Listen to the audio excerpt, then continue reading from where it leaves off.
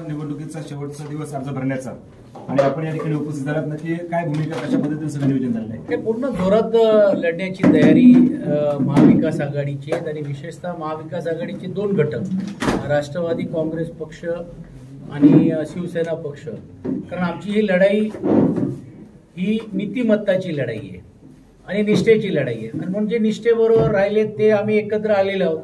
आता ज्यांना अनिष्ट करायचं असेल ते सर्व समोर आहेत आणि म्हणून एक चांगली लढत आम्ही देऊन आम्हाला निश्चितपणे खात्री आहे की मोठ्या प्रमाणावरती या दोन्ही पक्षाचे सर्व नगरसेवकसाठी जे उमेदवार आहेत ते निवडून आल्याशिवाय राहणार नाही. नगराध्यक्ष पद आणि विशेषतः उमेदवार देत असताना पण आमच्यासमोर मोठा पेच होता.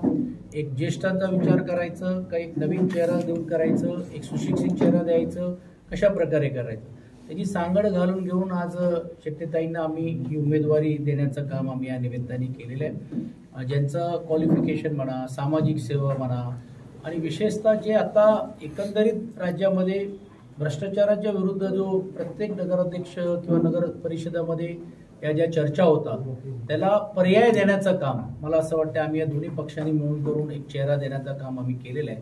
आणि त्यांच्या नेतृत्वाखाली हा संपूर्ण नगरपालिकेचा जो पॅनल आहे आम्ही लढवण्याचा निर्धार आम्ही केलेला आहे. स्वतः आदरणीय उद्धवजी यांनी मला आज या सर्वांची भेट करून घ्या, सर्वांचं म्हणणं ऐकून घ्या यासाठी पाठवण्याचं काम केलेलं आहे. आणि विशेषतः आदित्यजी ज्यावेळी पर्यटन मंत्री होते त्यावेळी लाखो कोटी रुपयाची निधी दिली गेली होती. नवीन शासन आल्यानंतर ती निधी थांबवली, मग थोडीफार देऊन त्या निधीचा वापर झालेला आहे. आणि मग ती गवाही देण्यासाठी आम्ही आलो आहे की उद्या नगराध्यक्ष आमचा आल्यानंतर सरकार कोणाचंही असलं तरी देखील त्यासाठी संघर्ष वेळ आली तर सभागृहामध्ये, लोकसभेमध्ये अमोल कोल्हेजी असतील आणि विधान परिषदमध्ये मी असेल आणि राज्यसभेचे सदस्य संजय राऊतजी ह्याची जबाबदारी आम्ही घेऊ हे आश्वासित करण्यासाठी पण आम्ही उमेदवारांकडे आलो. आणि उमेदवारांना आम्ही असा शब्द दिलाय की विकास निधी तुम्हाला कमी पडू देणार नाही.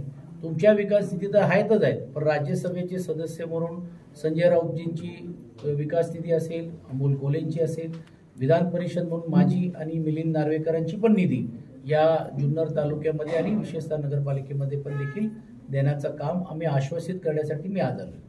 महाविकास आघाडीच्या माध्यमातून आपण किती उमेदवार या ठिकाणी नगरपालिकेला दिलेले आहेत? आता 5 राष्ट्रवादीचे आहेत आणि आपले 1 नगराध्यक्ष आणि 9 असे मिळून घेऊन आपण देण्याचं काम केलेलं आहे. आता काही याच्यामध्ये जरी देखील फॉर्म आम्हाला देता आले नाही, आमच्यापर्यंत उमेदवार पोचला नाही, तर अनेक अपक्ष हे आमच्या संपर्कात आहे.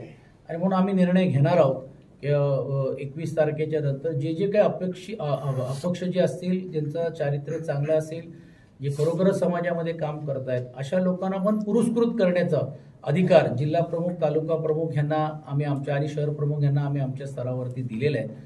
तशीच भूमिका राष्ट्रवादी काँग्रेस पक्षाची पणशी चर्चा करून ते करण्याचं काम आम्ही करणार आहोत. राज्यामध्ये महाविकास आघाडी आहे, परंतु शिवजन्मभूमी जुन्नरमध्ये काँग्रेस आपल्याबरोबर नाही आहे. मला आश्चर्य वाटते की एका बाजूला वोट चोरीचा नारा घेऊन देशामध्ये एक वातावरण तयार करत असताना त्याला साथ देण्याचं काम आम्ही राज्यामध्ये करतोय. तुम्ही बघितलं असेल की आमच्यासारखा पक्ष आणि विशेषतः महाविकास आघाडीतले सर्व घटक त्या विषयाला घेऊन राज्यभर आंदोलन किंबहुना शहरामध्ये पण देखील मोठ्या प्रमाणात आंदोलन करतोय. अशावेळी ज्यावेळी निष्ठेची लढाई आहे त्यावेळी काँग्रेस पक्ष का मागे राहतोय हा एक आमच्यासमोर एक गुढच आहे.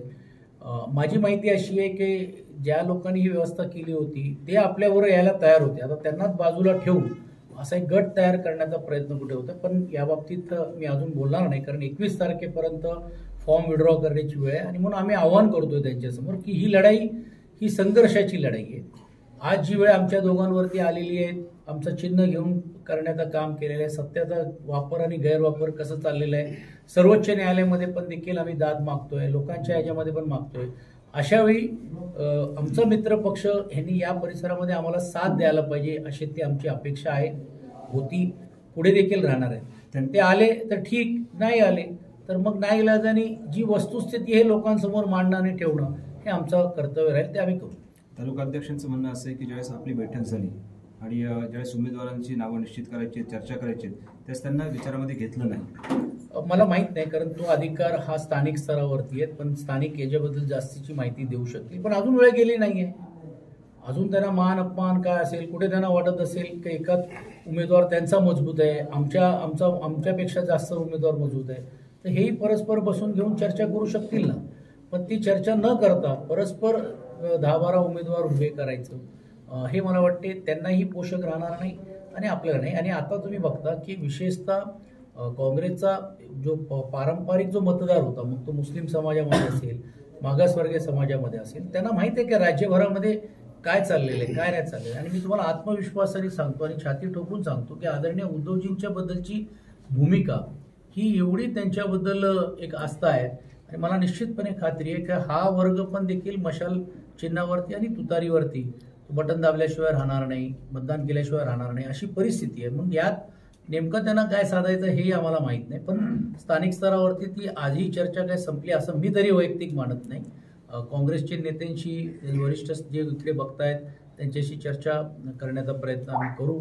पण ते जरी नाही झालं तरी देखील स्थानिक स्तरावरती अनेक 21 तारखेच्या अगोदर पण चर्चा होऊ शकतात. त्यांचंही म्हणणं आहे तेही नाराज नाहीये, आपले म्हणणं आहे आपण नाराज नाहीये, की अलबेला काय एकत्र झालं नाहीये. नाही, नाराज असं नाही. मी तर पहिलाच सांगितलं, म्हणून तर आज मी भूमिका घेतली की महाविकास आघाडीचे घटक म्हणून घेऊन ज्यावेळी आम्ही ही लढाई लढतोय आणि इकडे तुम्ही बघता की कशा प्रकारे ही लढाई कोणाच्या विरुद्ध आहे, म्हणजे सत्ताधारी विरुद्ध विरोधी पक्ष आहे. आता त्यांना विरोधी पक्षामध्ये राहून आम्हाला साथ द्यायची आहे की स्वतंत्र राहायची आणि त्याचा फायदा कोणाला होणार आहे हाही प्रश्न मतदारांना माहीत आहे. अर्थात मतदार तसं विचार करूनच कौल देतील आणि मग या प्रवाहामध्ये त्यांनी राहायला पाहिजे या मताचे आम्ही आहोत. स्थानिक प्रतिनिधींशी काँग्रेसचे आपण बोलणार आहात?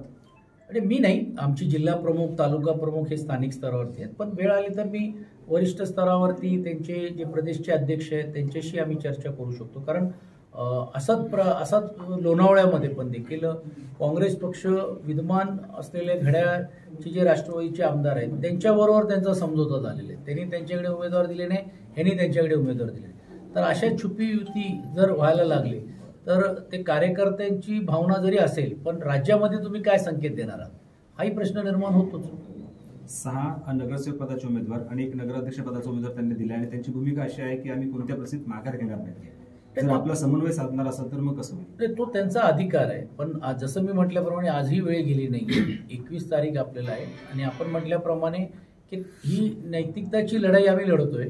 त्यांनी ती लढाई लढून घेऊन त्यांना असं वाटत की स्वबळावरती ते निवडून येऊ शकतात कोणाची मदत न घेता, तर त्यांना आमची शुभेच्छा आहेत, त्याच्याबद्दल काही वाद नाही. पण ज्यावेळी लोकांसमोर तुम्ही जाणार आहात तर एका बाजूला एक सक्षम विरोधी पक्ष म्हणून घेऊन आम्ही लढतोय, त्यावेळी तुम्हाला साथ द्यायची का त्याला विरोध करायचा किंवा त्यांच्या उभे राहिल्यामुळे जर उमेदवार भविष्यकाळामध्ये महाविकास आघाडीचे पडले तर त्याची जबाबदारी कोणावर जाते हाही प्रश्न त्यांना भविष्यकाळामध्ये विचारावा लागेल. महाराष्ट्राचं राजकारण उत्तर द्यावं लागेल त्यांना. महाराष्ट्राचं राजकारण छत्रपती शिवाजी महाराजांच्या नावानं सर्वच पक्ष करतायत आणि या शिवजन्मभूमीमध्ये महाविकास आघाडी एकत्र येताना दिसत नाहीये. नाही, आता कसं आहे, एकत्रित ठेवण्याची जबाबदारी ही काय प्रत्येकाची आहे, म्हणजे फक्त काय आमची आहे किंवा तुतारीची आहे अशातला भाग नाही. ते एक संघ एकत्रित ठेवण्याचं काम करतात. पण याच परिसरामध्ये ही परिस्थिती का आली मला माहीत नाही. जसं उदाहरण द्यायचं असेल तर जिकडे आमचे आमदार आहेत बाबाजी काळे, तिकडे काँग्रेस पक्षाचं किती महत्व आहे, काँग्रेसमध्ये किती कार्यकर्ते आहेत, किती हे न करतात त्यांनाही आम्ही महाविकास आघाडीमध्ये ठेवण्याचं काम केलेलं आहे. तर ही जबाबदारी त्या पक्षाने घ्यायला पाहिजे.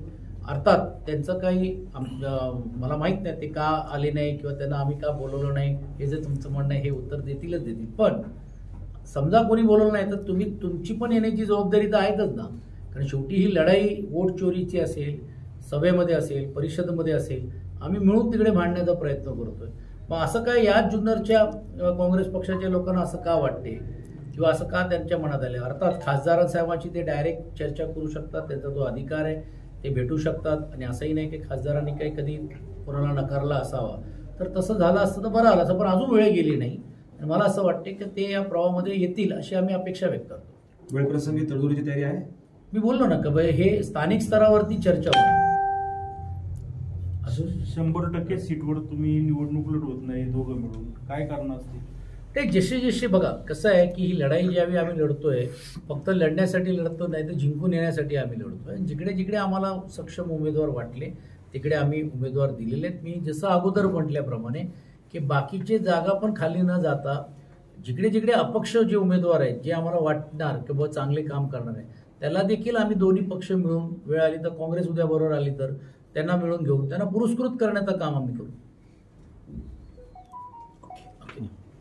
आपण धन्यवाद आल्याबद्दल.